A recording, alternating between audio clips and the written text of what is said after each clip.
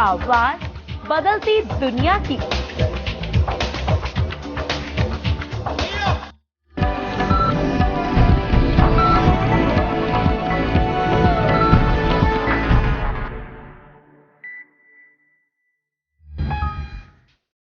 साल के 365 दिन, हर दिन का नया आगाज, नए दिन की नई आवाज, आवाज बदलती दुनिया की। सुनने को है हिंदुस्तान भी तैयार, पूरी तैयारी के साथ हर खबर है तैयार।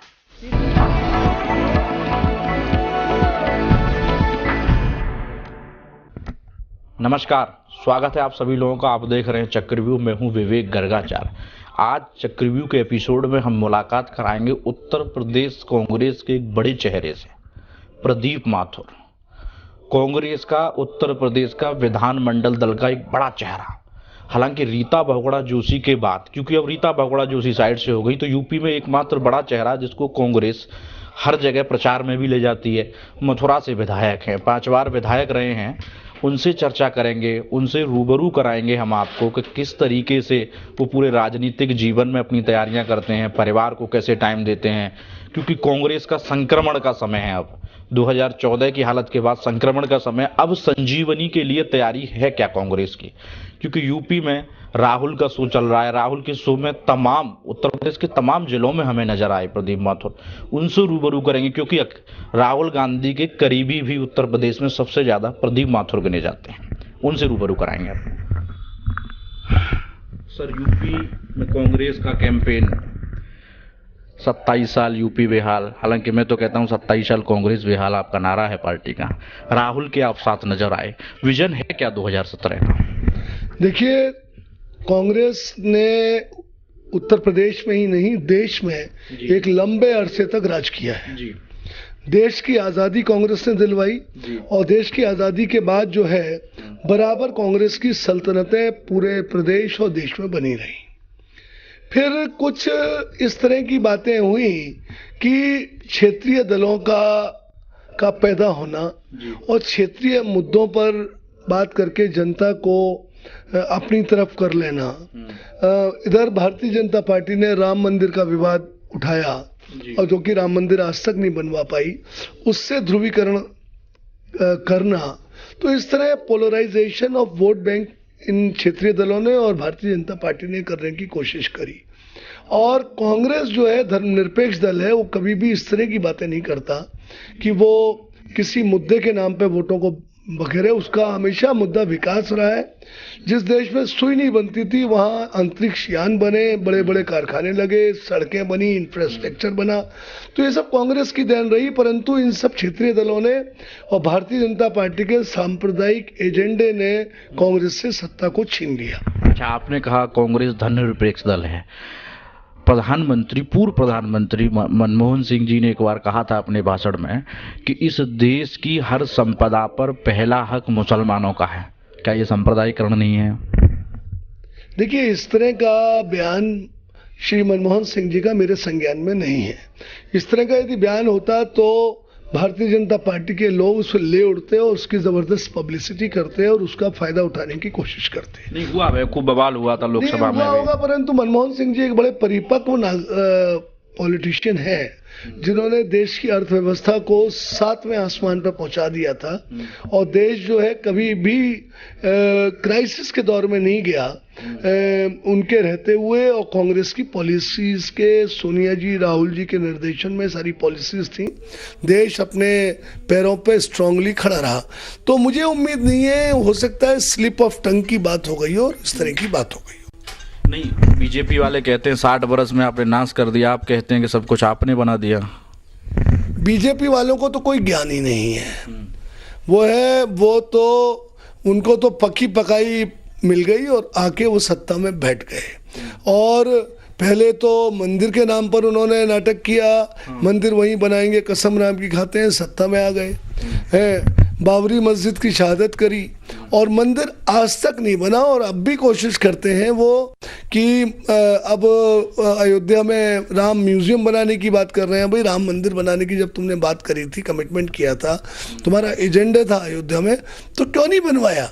अब मोदी जी धर्मनिरपेक्ष बनने की कोशिश कर रहे हैं, और स्थिति यह है कि उनके जो बाकी लोग हैं, जो उनका कैडर है, वो राम मंदिर की बात करता है। तो भारतीय जनता पार्टी के डबल स्टैंडर्ड्स हैं, और हालात बीजेपी की शासन में बद से बदतर हो गए हैं। मैं आपसे कहना चाहता हूं कि आप, जब ये जुमलों की सरकार है, मैं कहता हूं मोदी जी की सरकार जो है, और ये सत्ता में जो बैठी है कि महंगाई कम कर देंगे। आज महंगाई का हाल देखिए, जब 50-56 रुपए किलो की दाल हुआ करती थी तो बाबा रामदेव एंड कंपनी और इनकी बीजेपी एंड कंपनी शोर मचाया करती थी। आज दालों की कीमत 150 से लेकर 200 रुपए प्रति किलो हो गई है। गेहूं जो अभी 15 दिन पहले तक 1400 रुपए कुंटल होता था, अब मार्केट में 2600 रुपये कुंटल हो गया है, और आज मार्केट में जाइए तो 28 रुपये किलो गेहूं का आटा मिल रहा है। अच्छा सर, आप किसान मजदूर की बात करते हैं, चूंकि किसानों की बात आती है, गेहूं महंगा हो जाता है, इस देश में हो हल्ला हो जाता है, सब्जी महंगी होने पर होता है। आपने कहा कि 2600 रुपये कुंटल हो गया 1400 से, क्या किसान का रेट नहीं बढ़ना चाहिए? देखिए, वही तो मैं आपसे कह रहा हूँ, ये मोदी जी की सरकार और बीजेपी की सरकार बीच के बिचौलियों को फायदा उठाने की बात कर रही है। गरीब किसान को तो कुछ मिल ही नहीं रहा। वो गरीब किसान का जो लागत मूल्य आता है 1800 रुपये प्रति कुंटल, सरकार 1200 रुपये कुंटल में गेहूं खरीदती है। आपने भी उसी रेट में? नहीं, हमने नहीं खरीदा। हमने हमेशा, आपको धान की कीमत पता है, हमने 4000 रुपये लेवी जो आपकी सरकार में थी, रेट वही था। 10-20 रुपए हर बार बढ़ता है किसान के लिए। आप समझे, किसान को तो भारतीय जनता पार्टी का कोई किसानों से मतलब नहीं है, क्योंकि शहर की पार्टी है ये। इसलिए भारतीय जनता पार्टी ने तो किसानों को खत्म कर दिया, सुसाइड कराने के लिए फोर्स किया है। धान 4000 रुपये कुंटल यूपीए गवर्नमेंट ने दिया, ये खरीद रहे हैं 1400 रुपये कुंटल, 1300 रुपये कुंटल। आत्महत्या कर ले क्या किसान?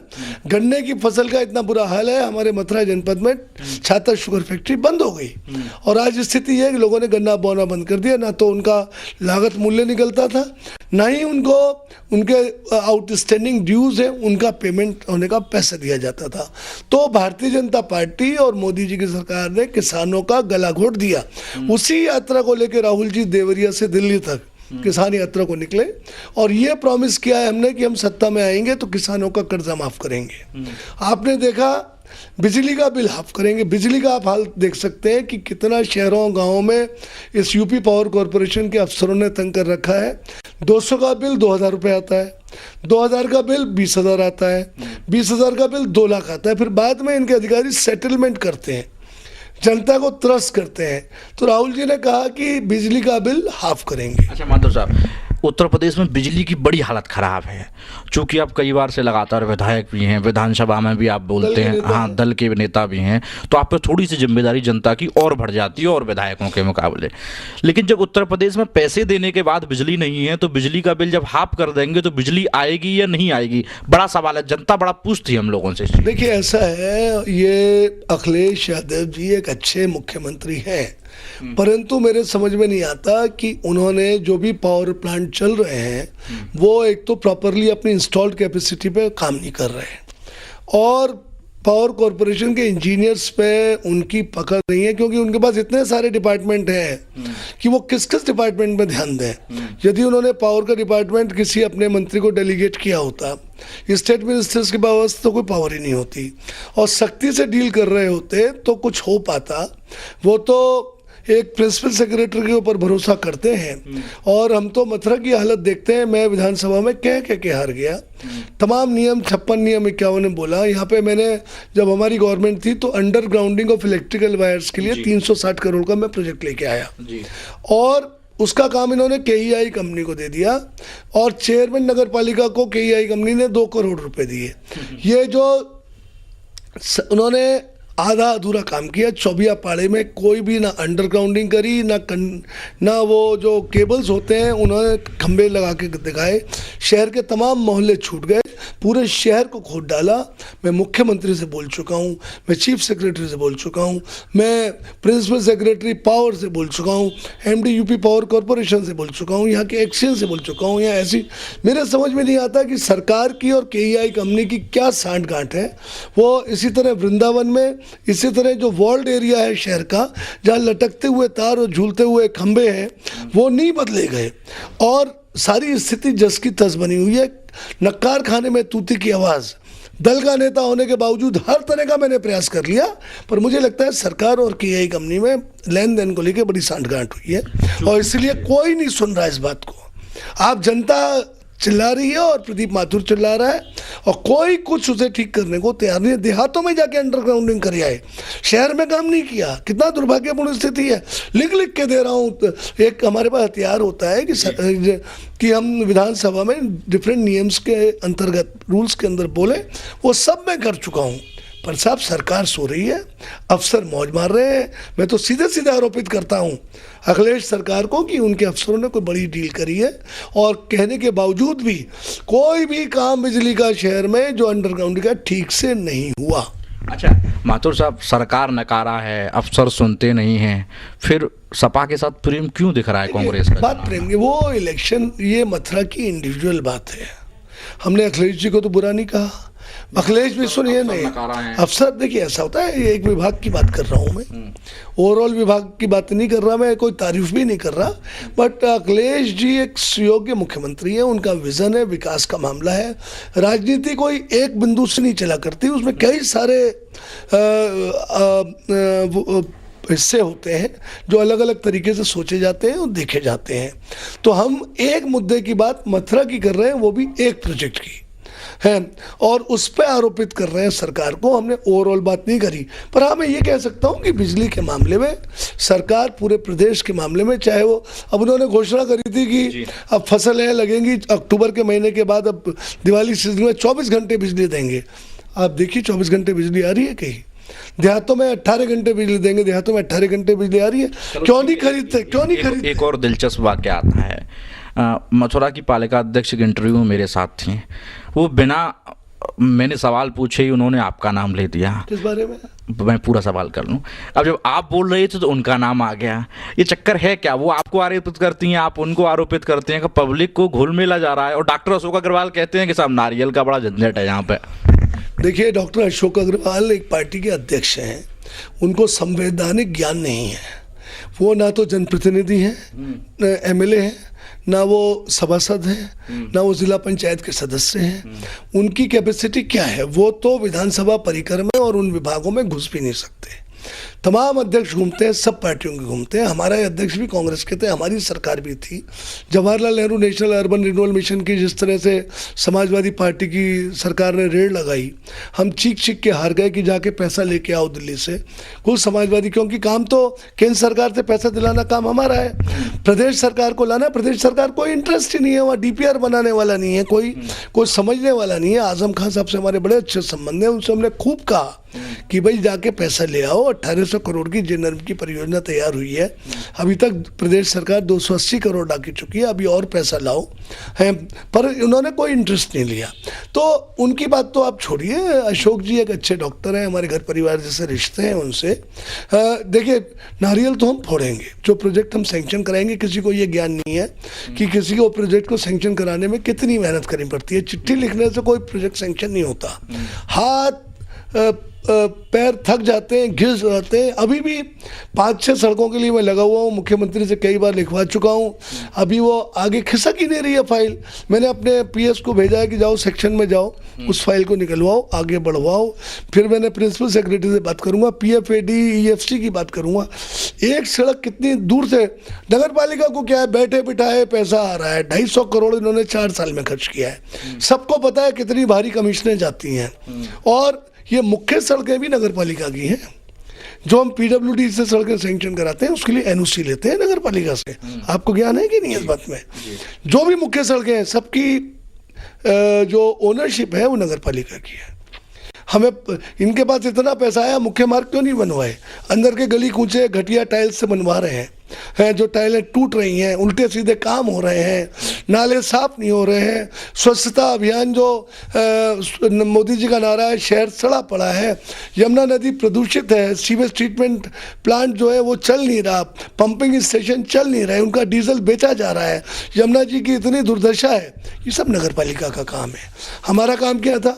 जब हम 85 में MLA थे तो यमुना एक्शन प्लान जब राजीव जी यहाँ की पहली मीटिंग थी उस जमाने में, तो उस जमाने गंगा एक्शन प्लान के साथ हमने यमुना एक्शन प्लान घोषित कराया, फिर यमुना एक्शन प्लान का अनुपालन कराया। जो आपके पंपिंग स्टेशंस बने हुए हैं, सीवेज ट्रीटमेंट प्लांट बने हुए हैं, वो राजीव गांधी जी जब प्रधानमंत्री थे और हम एमएलए थे उस जमाने के काम है। ये कोई बीजेपी गवर्नमेंट रही, 4 मंत्री रहे, उन्होंने कोई काम नहीं कराया। 4 मंत्री बीजेपी के रहे, आपको पता है क्या योगदान रहा उन मंत्रियों का? बीजेपी बड़े बड़े दावे भरती है, बड़े बड़े कामों की बात करती है, ढेला नहीं, जनता को मूर्ख बनाया, और मोदी जी भी अब मूर्ख बना रहे हैं लोगों को। अच्छा, पालिका अध्यक्ष कहती हैं कि विधायक मेरे खिलाफ एफआईआर का करा रहे हैं। मैं देखिए ऐसा है, पालिका अध्यक्ष जी और मेरा कोई मैच नहीं है, और वो हमारी बहन की तरह है। बात यह है ना कि मैं छोटी राजनीति, आपने देखा होगा, पता नहीं आप मथुरा से अवगत है कि नहीं है, मैं छोटी राजनीति नहीं करता। पालिका अध्यक्ष जी नहीं, बहुत ऐसा स्तर है कि जिस स्तर पर मैं जाता ही नहीं हूँ, और वो उनसे लड़ने के लिए हमारे सभासद का स्तर है, उनसे लड़ने के लिए सभासदों को छोड़ रखा है उनसे। हाँ, उनसे लड़ने के लिए मेरे को स्तर ही नहीं है। हमने कहा ना वो हमारी बहन की तरह है, वो अपनी जगह है, व्यक्तिगत रिश्ते अपनी जगह हैं, पर जब आप पद पे बैठते हैं कहीं तो वो रिश्ते अलग होते हैं। अब देखिए उसके आरोप मुझे लगा रहे, उस दिन मैं लखनऊ में था जिस दिन वो सेप्टिक टैंक टूटता है। अब आप बताइए कि एक डिसमेंटल्ड सेप्टिक टैंक जो 32 साल पुराना है, किसी की भी ओनरशिप हो, उसके ऊपर जो कभी भी गिरासू हो सकता था, वहां के लोगों ने कहा इसके ऊपर इंटरलॉकिंग टाइल्स मत लगाइए। इंटरलॉकिंग टाइल्स का वजन काफी होता है। उसके नीचे जब हमने देखा था तो 8 इंच की रेत की लेयर थी, और ये तो गनीमत मानिए कि कोई बड़ी दुर्घटना नहीं, उसी में मंदिर बना हुआ है कि कोई कथा वथा होती रहती है, किसी दिन कथा वथा हो रही होती है और तब गिरता तो कितने लोग इतने बड़े सेप्टिक टैंक के अंदर उसके में समा जाते। 4 बच्चे बड़ी मुश्किलों से बचाए गए, 1 बच्चे की डेथ हो गई। मैं तो जब एक्सप्रेस वे से नीचे उतर रहा था तब मेरे पास किसी ईओ का फोन आया कि साहब मेरा नाम मत डलवा दीजिएगा। मैंने कहा किस बारे में? किस बारे में? तो मुझे तो ये पता ही नहीं था जब मैं शताब्दी चल रहा था कि इतनी दुर्घटना हो गई है, तो मैं क्यों एफआईआर कराऊंगा? एफआईआर जनता ने कराई, उस पीड़ित पक्ष ने कराई, और सीधे सीधे मेरी कोई चेयरमैन साहब से दुश्मनी नहीं है। सीधे सीधे रिस्पॉन्सिबिलिटी किसकी होती है? नगर पालिका की। भाई तुमने एक एबेंडेंड जो बेकार पड़ा हुआ सेप्टिक टैंक है उसके ऊपर इंटरलॉकिंग टाइल्स क्यों लगा दिए? दुर्घटना का ध्यान क्यों नहीं रखा? अब आप कहते हैं कि वो पूरी कॉलोनी हैंडओवर ही नहीं हुई, तो भाई जो कॉलोनी हैंडओवर नहीं हुई तो नगर पालिका वहाँ काम क्यों कर रही है भाई जी? और फिर आपने बड़ा पत्थर लगवा दिया। तो भाई जिम्मेदारी तो सीधे सीधे नगर पालिका की बनती है। हर चीज़ पर साइन नगर पालिका के होते हैं, चेयरमैन के होते हैं। उसके नीचे जो कोई भी हो, अधिकारी हो, कोई भी हो, जो भी कोई काम होगा, साइन जब चेयरमैन ड्राइंग डिसबर्सिंग पावर, पैसा निकालने के बिना चेयरमैन के दस्तखत के नगर पालिका का पैसा नहीं निकलता। ईओ और चेयरमैन के दोनों के जॉइंट सिग्नेचर से पैसा निकलता है, तो काम भी चेयरमैन और ईओ के जॉइंट वेंचर से होता है, दोनों सिग्नेचर से होता है। सीधी जिम्मेदारी नगर पालिका चेयरमैन की बनती है। मैं आरोपित नहीं कर रहा, आपने जब क्वेश्चन पूछा तो उसका जवाब दिया मैंने। अच्छा, एक और सवाल था, मैंने पालिका अध्यक्ष से भी पूछा कि 2012 का जब चुनाव था पालिका का, तब आपके द्वारा सपोर्ट भी किया गया उनको, चूंकि दूसरे जो प्रत्याशी थे वो कुछ मिसमैच थे, आपसे चल नहीं रही थी। उसके बाद हुआ क्या? पालिका अध्यक्ष ने साफ जवाब नहीं दिया, बोले हमारे संबंध तो आज भी मधुर हैं, पर विधायक जी हमसे मिलते सुनते उनते नहीं हैं। जनता पूछना चाहती है आखिर हुआ क्या ऐसा कि पहले अच्छा संबंध थे, अब संबंध अचानक से बिगड़ गए, एक दूसरे पर आरोप चला रहे हैं दोनों लोग? देखिए, जनहित व्यक्तिगत हित से ऊपर होता है जी, और व्यक्तिगत संबंध, उनके फ़ोन भी आए थे, उनके बेटे की सगाई थी, हमने उनको बधाई भी दी। हालांकि हम जा नहीं पाए, उस दिन हम फिर लखनऊ में थे। हमारे 6 विधायकों का जो जिन्होंने पार्टी छोड़ी थी उनकी जो है हियरिंग थी स्पीकर साहब की कोर्ट में, तो हमें बुरा लगा कि उन्होंने इतने प्यार से हमें बुलाया और उनके कार्यक्रम में नहीं पहुंच पाए, तो उसके लिए बुरा लगा, पर इंटेंशनली नहीं था कि हम उनके यहाँ नहीं गए। संबंधों की मधुरता अपनी जगह होती है। विधानसभा में हम जब सत्ता पक्ष पे हमला बोलते हैं तो उनसे हमारी दुश्मनी थोड़ी है। फिर मुख्यमंत्री के साथ बैठ के चाय पीते हैं, आजम खान साहब के साथ चाय पीते हैं क्योंकि वो नगर विकास मंत्री है, और ज़बरदस्त अटैक करते हैं। तो पर ये थोड़ी है कि हमारी व्यक्तिगत संबंधों में कोई खलिश आ गई। तो यदि देखिए, एक राजनीति का अनुभव होता है, एक सीनियरिटी का अनुभव होता है। राजनीति में यदि पक्ष और विपक्ष ना हो तो फिर काम कैसे चलेगा? वो बीजेपी की शहर सड़ रहा है तो क्या हम बोलेंगे नहीं? यदि मधुर संबंध है वो अपनी जगह, हम कब कह रहे हैं? हम तो सम्मानीय मनीषा जी कह रहे हैं। तो मनीषा जी तो कहती हैं विधायक जी मुझे जेल भिजवा देंगे चुनाव के चक्कर। अजी मैं क्यों जेल भिजवा दूंगा यार उनके? कहा अरे वो बड़ी, देखिए छोटी सोच है, मैं कुछ बोलूंगा नहीं। हमने कहा वो हमारी बहन है, हम इस तरह की बात क्यों करेंगे? कानून अपना, बात ये है ना कि ये तो इति सिद्धम है कि नगर पालिका का जिम्मेदारी बनती है उस सेप्टिक टैंक के टूटने। एक बच्चे की मौत होती है, इकलौता 3 बहनों के बीच का भाई, और उस दिन अफसोस यह था कि उस दिन अहोई थी, जिस दिन माँ जो है अपने बेटे के लिए व्रत रखती है। इकलौता बेटा 3 बहनों के बीच का वो चला जाए किसी माँ का, तो इस पर राजनीति नहीं होनी चाहिए। और अफसोस की बात है कि जांच की विषय जांच होगी, जांच में दूध का दूध पानी का होगा। पर मेरा कहना यह है कि इस मामले में नगर पालिका दोषी है, संबंध इससे थोड़ी बिगड़ेंगे। वो अपना पक्ष रखें, लोग अपना पक्ष रखेंगे, पर मैं पार्टी नहीं हूँ इस मामले में कि आप सोचें कि मैं इसकी पार्टी बन के पैरोकारी कर रहा हूँ कि मनीषा जी को प्रदीप माथुर जेल भिजवा दें। क्यों भिजवा दें जेल? कानून will take its own course, कानून अपना व्यवस्था करेगा। क्यों उनमें ऐसा भय व्याप्त है? वो तो आज तक उनके घर तक नहीं गई संवेदना व्यक्त करने के लिए। पैसे की कोई कमी नहीं है, जाके उस गरीब परिवार को कुछ सहायता करा देती। अच्छा, आपने कहा कि मौतों पर राजनीति नहीं होनी चाहिए, सर्जिकल स्ट्राइक हुआ, पहला सवाल कांग्रेस ने उठा दिया। देखिए, भारतीय जनता पार्टी तो बहुत ओछी राजनीति करती है, मैं आपको बता रहा हूँ। ये जो हमारे सैनिक हैं, जो हमारी फौजें हैं, जो हमारे जो हमारी डिफेंस सेक्टर है, वो एक सीक्रेट मामला है देश का, और उस सीक्रेट मामले को पब्लिकली डिस्क्लोज करना और उसे टेलीविजन पर देखना, लगता तो ऐसा है मोदी जी ने सारे टेलीविजन खरीद रखे हैं, सारी प्रेस खरीद रखी है। एनडीटीवी का आपने देखा अभी कि 3 दिन के लिए बंद करने का आदेश हो गया, तानाशाही चल रही है। अगर खरीद रखी है तो बंद क्यों करनी पड़ी? नहीं, बंद ये नहीं करनी पड़ी कि वो ऐसा है ना, खरीदने की मैं आरोपित इसलिए नहीं कर रहा। डंडा दिखा के, डंडा खरीदने का मतलब ये नहीं है कि पैसे दे दिए। खरीदने का मतलब ये होता है अपनी जेब में रख लिए। खरीदने का मतलब कैश नहीं है कि कैश दे दिया और हमने खरीद लिया। आंखें दिखाना। केस का सवाल आया, बड़ा दिलचस्प मुद्दा था, मैं भी सोच रहा था। अब इस केस को बीजेपी ने बंद कर दिया क्योंकि आप तो चुनाव लड़ते हैं, हम भी जानते हैं चुनाव में बड़े बड़े खर्चे होते हैं। कैसे होगा, कैसे मैनेज? बड़े दुखी हैं सब नेता, आपकी क्या राय है? हम दुखी नहीं, हम बिल्कुल दुखी नहीं है। एक तो हमारे पास पैसा है ही नहीं, और हम बहुत सस्ते में चुनाव लड़ते हैं, बहुत सस्ते में। ना हम पैसे बांटते, ना हम दारू बांटते, ना हम कोई ऐसी व्यवस्था बांटते हैं। हम तो जनता के हाथ जोड़ते हैं और बराबर 500 साल, पिछले 20 साल से हाथ जोड़ते चले आए हैं। जनता के विकास के काम करते हैं, जनता सब जानती है, ट्रांसपेरेंसी है। पर ये जो है ना कि जिस तरह से इन्होंने अचानक किया, बात नेता की नहीं है। आप उस गृहिणी की बात करिए जो स्त्री धन इकट्ठा करती है। आपकी तो अभी शादी हुई नहीं है। हर पत्नी के पास जाके देखिए, जो हमारी इस देश की पत्नियां हैं जो अपनी बचत करती हैं, उन सबके पास 500 और 1000 के नोट थे। और किसी के पास 5000, किसी के पास 10,000, किसी के पास 50,000, किसी के पास 2 लाख, किसी के पास 5 लाख है। मैं कल जब एक जनसभा कर रहा था राहुल संदेश यात्रा की, तो उसमें औरतें चिल्ला रही थी कि मेरे पास तो कुल 500 का नोट था, वो भी खत्म हो गया भैया। वो बदला जाएगा ना बैंक से। आप समझे नहीं, वो बिना पढ़े लिखे लोग हैं ना, उनके हमने कहा बदलो जाके लाइन में। बोले मेरे पास तो आईडी भी नहीं है, मेरे पास तो आई कार्ड भी नहीं है। तमाम लोग ऐसे हैं जिनके पास वोटर आईडी नहीं है, तमाम लोग ऐसे हैं जिनके पास आधार कार्ड नहीं है, पर उनके पास 1000 और 500 के नोट हैं। तो बेचारे वो गरीब कहाँ से बदलेंगे? एक सिस्टम निकालते। ठीक है, ब्लैक मनी खत्म होना चाहिए, हम कब मना कर रहे हैं। और खासतौर से आतंकवादियों के पास जो ढेरों पैसा है, या उन नेताओं के पास जो, उन अफसरों की बात ज्यादा करिए, अफसरों की बात करिए।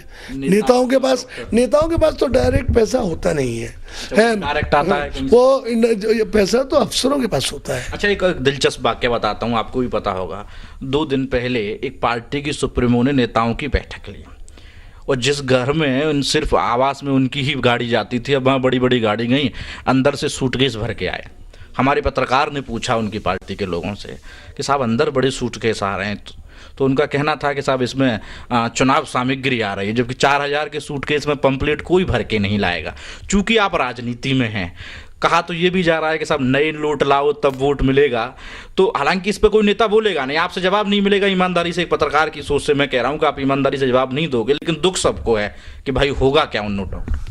देखिए, जिनकी बात कर रहे हैं वो तो पब्लिक जानती है कि उनके यहाँ तो पैसे देके टिकट दिया जाता है, क्योंकि मथुरा में इस तरह का कांड हुआ, तेजपाल जी के लड़के का टिकट बदल दिया गया, उनकी व्यवस्था कम थी, किसी बड़े पूंजीपति ने पैसा देके अपना टिकट करा लिया। ये तो पब्लिक के सामने सबको पता है कि उस पार्टी में क्या होता है। आपकी पार्टी के एक बड़े नेता कल मेरे साथ, मेरा शो आता है 8 से 9 महाबहस, उसमें जुड़े हुए थे। हैदर साहब, आप जानते होंगे, जीशान हैदर, जीशान हैदर जी।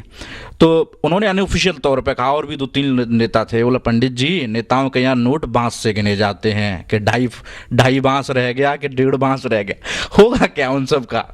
भैया हमें नहीं पता, ना तो हमने इतने नोट देखे, ना इतने नोट गिने, ना हमें इस बारे में ज्ञान। हमारे पास नोट नहीं है, देखिए तभी तो निश्चिंता के साथ बैठे हैं। आपको इंटरव्यू, यदि नोट होते तो आपको इंटरव्यू ले होते, चार्टर्ड अकाउंटेंट्स के पास चले गए होते, हम अपने टैक्स कंसल्टेंट्स के पास चले गए होते कि हमारे नोट कैसे बदले जाएंगे। आपको आराम से इंटरव्यू देने, नोट है ही नहीं। बिहारी जी हमारे साथ, तो बाकी बिहारी जी। पार्टी पे पक्षी वाले कहते हैं कि सब माथुर साहब पे बांसों से नोट गिनते हैं। अब ये लोगों को इल्यूजन है। मेरे पास कल एक फोन आया कि माथुर साहब आप तो अपोलो में भर्ती हैं। मैंने कहा क्यों? बोले आपके इतने 100 करोड़ नोट जो है बेकार हो गए। मैंने कहा भैया मैं 7 पब्लिक मीटिंग करके लौटा हूँ। हाँ, ये जो जिनके दिमाग में इल्यूजन है, यदि बिना पैसे हुए हमारे पास इस तरह की सोच रखते हैं तो बड़ी कृपा है उनकी। ईश्वर ऐसी कृपा सब पे बनाए। अच्छा, जिस प्रदेश से आप आते हैं, हम भी उसी प्रदेश से आते हैं। 10 बरस से मैंने पत्रकारिता जीवन में देखा, क्योंकि मैं राजनीति ही कवर कर रहा हूँ, बिना नोटों के राजनीति होती नहीं। कल 2 प्रेस कॉन्फ्रेंस, पूरा सवाल कर लूँ, 2 प्रेस कॉन्फ्रेंस हुई 2 बड़ी पार्टियों के रूप में। नेताजी ने भी कहा और एक बहन जी ने भी कहा कि साहब समय देना चाहिए था। तो आपको लगता है कि कुछ कह के समय देते तो नोट पहले बदल जाते? अब देखिए, ये अपना अपना अलग ओपिनियन है। हमारी पार्टी का तो तत्कालिक प्रभाव से हमारे जो हमारे ऑल इंडिया कांग्रेस कमेटी के प्रवक्ता हैं, उनका तत्कालिक प्रभाव से उनका स्टेटमेंट आ गया। बस ये कहा गया कि जल्दी में लिया गया फैसला है, देर और सवेर की बात नहीं करी, क्योंकि हम लोग राष्ट्रीय पार्टी हैं तो, और हम लोग सत्ता में नहीं है और कोई हमारे नोटों का चक्कर ही नहीं होता। तो यदि नोटों का चक्कर किसी का होता है तो उसे हम जेल भिजवा देते हैं। क्योंकि आप राष्ट्रीय पार्टी, हम भी समझ रहे हैं, चंदे का हिसाब किताब आपके यहाँ रहता है। कल हमने अपनी टीम को लगाकर कुछ पार्टियों को चंदे के हिसाब किताब को न पाया, तो समाजवादी पार्टी का कोई हिसाब नहीं था। चूंकि आप राजनीति में आप जानते हैं 20,000 रुपये से कम का चंदा अगर पार्टी के पास आता है तो उसका हिसाब देने की ज़रूरत नहीं है। वही 2 लोग सबसे ज़्यादा परेशान है प्रदेश में, जो 5, 10, 20 रुपये का चंदा बताते थे, वो अरबों खरबों रुपए पार्टी फंड में है। आपके पास तो कैश में है, बैंक में है, तो चेक से काम चल जाएगा। कांग्रेस तो चुनाव लड़ने के लिए पैसे भी देती है। बाकी 2 बड़ी पार्टियां, इनका क्या होगा? बात तो हुई होंगी कुछ नेताओं से, अनऑफिशियल तौर पर ही बता दीजिए किस किस के दर्द है। हाँ, देखिए इन बातों का मेरे से कोई सरोकार नहीं है, ना कोई लेना देना है। जिस पे बीत रही है वो झेले हैं, हम पर और हमारी पार्टी पर नहीं बीत रही है तो हम वो किसी और के लिए कमेंट्स नहीं करेंगे। अच्छा ठीक है, चलो मथुरा पे आ जाते हैं। इस बार चुनाव की तैयारियां किस तरीके से हैं? क्योंकि पिछले सब चुनावों के मुकाबले इस बार चुनाव बड़ा खस्ता हाल में और होगा, बाकी सब जो चीज़ें हैं वो ठीक हैं, और बड़ा अच्छा संघर्षपूर्ण चुनाव होगा। राहुल ने रैली निकाली, खटिया लुट गई। देखिए, खटिया लुटना तो हमारी एक स्ट्रैटेजी थी, मतलब लुटवाई जानबूझ। प्रशांत किशोर जी की रणनीति थी। यदि खटिया नहीं लुटती तो अखबारों में कैसे छपते हम, टेलीविजन वाले कैसे दिखाते? खाट सभाएं, मतलब क्या प्री प्लान था? नहीं, प्री प्लान नहीं था, ये एकदम हो गया और उसका फायदा हुआ। ये रणनीति ईश्वर ने ऐसी कराई कि उसका लाभ हमें मिला। और घाट सभाएं राहुल जी की बहुत कामयाब रही। देवरिया से दिल्ली तक यात्रा, कितना बड़ा इंटरेक्शन हुआ, 2,500 किलोमीटर की यात्रा करी। लगभग आप समझ लीजिए कि 43 पार्लियामेंट्री कॉन्स्टिट्यूंसी, 250 विधानसभा कॉन्स्टिट्यूंसी, ना जाने कितनी ग्राम सभाएं, ना जाने कितनी नगर पंचायतें, राहुल जी ने कितनी जगह भाषण दिए। किसानों का कर्जा माफ, बिजली का बिल हाफ और समर्थन मूल्य पे पुनः विचार। जनता खुश है। और फिर जो हम वो कार्ड भरवा रहे हैं ना, कमिटमेंट कार्ड भरवा रहे हैं, किसान लाइन से लग के बनवा रहे हैं। उन्हें विश्वास है कि कांग्रेस ने 73,000 करोड़ के कर्जे माफ किए थे, कांग्रेस सत्ता में आएगी तो ये फिर माफ करेगी। कांग्रेस सत्ता में आई तो 500 का नोट चलेगा दोबारा? देखिए ये सुनिए, हमारे यहाँ तो कोई चक्कर ही नहीं है ना, हमारे यहाँ कोई नंबर 2 का खेल नहीं होता। नंबर 2 का खेल जिनके यहाँ है वो उनसे पूछिए। और अभी हम उस लेवल के, सुनिए, हम उस लेवल के नेता नहीं है ना जो आपके रैंक एंड फाइल का जवाब दे सकें। ये बात हमारे उच्च स्थायी कमांड बताएंगे। हम तो बहुत छोटे नेता हैं, दल के नेता हैं, उत्तर प्रदेश के नेता हैं, जहाँ पार्टी सत्ता में पिछले 30 साल से नहीं है। मथुरा में रैली हुई, बड़ी किचकिच हुई राहुल की रैली को लेकर। विरोधियों ने कहा कि जमुना जी नहीं गए और पार्टी के लोग कह रहे राहुल गांधी जी को पता नहीं है जमुना है कि नहीं है।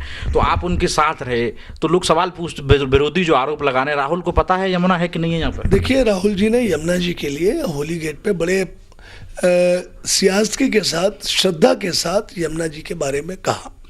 हमने प्रोग्राम लगवाया था उनका श्री बांके बिहारी मंदिर का, द्वारकाधीश जी के मंदिर का, यमुना जी में यमुना पूजन का। हमारे मित्र हैं महेश पाठक जी, उन्होंने व्यवस्था का प्लान किया था। ये 2 दिन पहले की कार्यवाहियाँ थी उनके आगमन से, और वो सब प्रोग्राम बना के एसपीजी की टीम ने दिल्ली भेज दिया था। दिल्ली एसपीजी ने कहा कि क्योंकि राहुल जी को कुछ ही घंटे मथुरा रहना है और अगला प्रोग्राम उनका फिरोजाबाद में है और आगे और लगे हुए हैं, एक ही दिन में 4 जनपदों को कवर करना है, तो उसमें तो पूरा मथुरा में ही टाइम निकल जाएगा। चूँकि राहुल जी अभी 6-7 महीने पहले बांके बिहारी जी के दर्शन करके गए थे, तो सहमति एसपीजी ने द्वारकाधीश जी के ऊपर बनाई, और एसपीजी की रिपोर्ट के हिसाब से उनकी सुरक्षा को बहुत खतरा है, और विश्राम घाट के लिए एसपीजी ने मना कर दिया क्योंकि एडिक्वेट अरेंजमेंट नहीं है। उन्होंने कहा कि अगली बार जब भी राहुल जी आएंगे तो यमुना मैया के यमुना पूजन करेंगे, विधिवत सिक्योरिटी सब जगह लगेगी। क्योंकि आप देखते हैं, यदि आप विश्राम घाट देखें तो उसमें सामने भी सिक्योरिटी की जरूरत है। जब आप सामने बैठ के पूजा करते हो अक्रॉस यमुना, तो उन्होंने उसे कैंसिल किया, और ये बात कैंसिलेशन की 1 दिन पहले पता लग गई। तो इसमें कुछ और पॉलिटिकल रीजन है। एक नेता गाड़ी में नहीं चढ़ पाए हैं, और वो हमने बहुत कोशिश करी, बहुत कोशिश की कि वो आ जाए। हमने राहुल जी के एसपीजी के ऑफिसर्स और उनके पीएस से कहा कि ये बहुत प्रतिष्ठित नेता है और एक बहुत अच्छे पूंजीपति हैं, हमारे मित्र हैं, हमारे बहुत करीबी हैं, इनको चढ़ा लीजिए, पर उन्होंने नहीं माना। अब एसपीजी के आगे तो राहुल जी की भी नहीं चलती, मैं आपको बताऊं, क्योंकि कई जगह मथुरा में हमने देखा कि जब जनता और जहाँ भीड़ इकट्ठी थी, जैसे मनोहरपुरा में भीड़ इकट्ठी थी उस मेन रोड पर, तो वहाँ के नेताओं ने कहा राहुल जी आप मंच पे आइए, मंच पे आइए। एसपीजी ने उनको मंच पे नहीं जाने दिया, उन्हें उस गाड़ी से नहीं उतरने दिया, क्योंकि उनके सिक्योरिटी इक्विपमेंट्स लगे हुए हैं कि कोई इस तरह का अटैक हो तो वो काउंटर कर सके। तो इसमें बुरा नहीं मानना चाहिए कि यमुना का बहिष्कार कर दिया इसका। ये तो जो ओछे नेता हैं कि टुच्चे टाइप के, मैं आपको कहता हूँ, जिनकी कोई औकात नहीं है, जो ना कांग्रेस के प्रति समर्पित है। सिर्फ कोई बड़ा नेता आता है तब उनकी शक्लें दिखती हैं। अपने आप को वरिष्ठ नेता कांग्रेस का कहते हैं, वरिष्ठ नेता हैं हम। वरिष्ठ नेता किस बात के? तुम साले कभी काम तो करते नहीं हो, है, और वरिष्ठ बने घर बैठे बैठे, और कभी नेता आएंगे तो शक्ल दिखा दोगे, हमें इग्नोर किया जा रहा है। हमें भाई तुम्हारा क्या कंट्रीब्यूशन है कांग्रेस के लिए? तुम कांग्रेस हम कब मना कर रहे हैं? 24 घंटे जनता का काम करो, विकास की बात करो, मेहनत करो, ये करो, तब तो हम माने कि तुम वरिष्ठ हो, तुम्हारा सहयोग पार्टी में है। कोई सहयोग पार्टी में नहीं, कोई बड़ा नेता आए तो हाथ बाएं करके पकापक सफ़ेद कुर्ते पहन के आ जाएंगे, हम वरिष्ठ हैं, हम वरिष्ठ हैं। अरे वरिष्ठ किस बात के हो यार?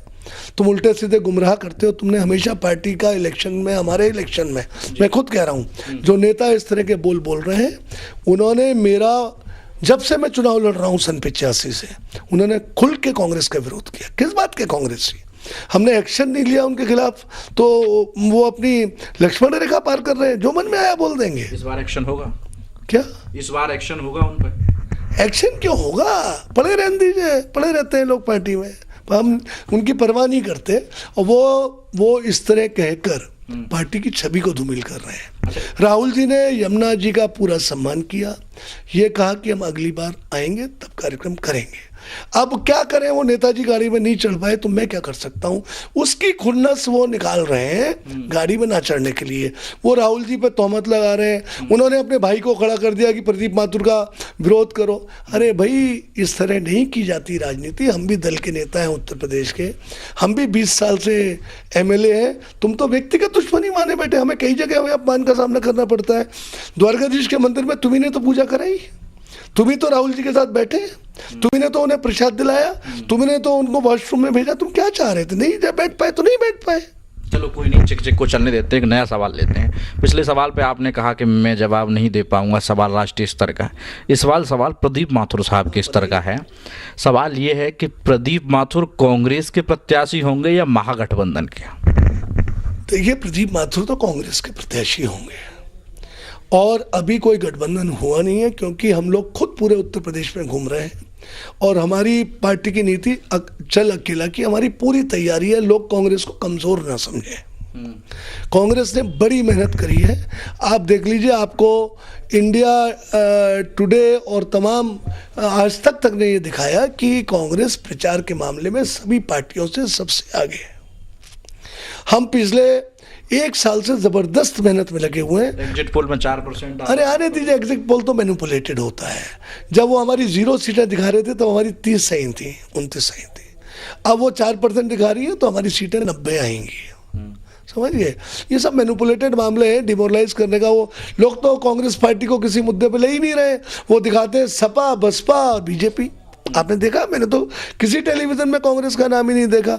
इतना सरप्राइज होगा कि सरकार हम बनाएंगे और लोगों के हाथों के तोते उड़ जाएंगे। अच्छा, 90 आप अपना आइकन बता रहे हैं, 90 होंगे, फिर सरकार बनेगी। आपने कहा ना कि 90 हो जाएंगे, मीडिया जिस तरीके से दिखा रहा है उस 90 होंगे।